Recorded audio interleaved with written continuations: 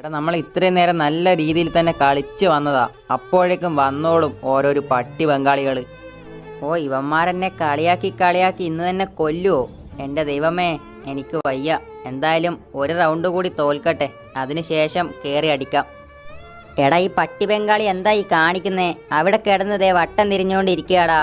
ഇതിനൊന്നും കളിക്കാനൊന്നും അറിയില്ലെന്ന് തോന്നുന്നു. അപ്പോൾ എന്തായാലും ഈ റൗണ്ട് കൂടി അങ്ങ് പൊട്ടി. എന്തായാലും പവർ 3-0. ഇനി അങ്ങോട്ട് തീ പാർന്ന കളി കളിച്ച് കളി ജയിപ്പിച്ചു കൊടുക്കണം. എടാ ഇനിയിപ്പോൾ എന്ത് ചെയ്യും? ഈ നൂബിനെ കൊണ്ട്.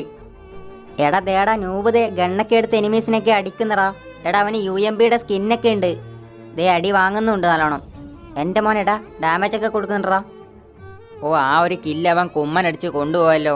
ആ കുഴപ്പമില്ല, റൗണ്ട് ബാക്കിയില്ലേ. എടാ ദേ ഈ നൂബിൻ്റെ കയ്യിൽ M80യുടെ ഗൺ സ്കിന്നൊക്കെ ഉണ്ട്. എൻ്റെ മോനെ, എടാ ഇവൻ നൂബൊന്നും അല്ലടാ, ഇവൻ പ്രോ പ്ലെയർ ആണെന്നാ തോന്നുന്നേ. ഒരു കൊടി അങ്ങ് കുത്തിയാലോ. എൻ്റെ മോനെ ദേടാ ഫ്ലാഗ് മോട്ടൊക്കെ ഇടുന്നടാ.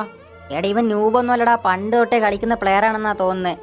ദേ റെഡ് ഗ്ലൂ വാളൊക്കെ ഉണ്ട്.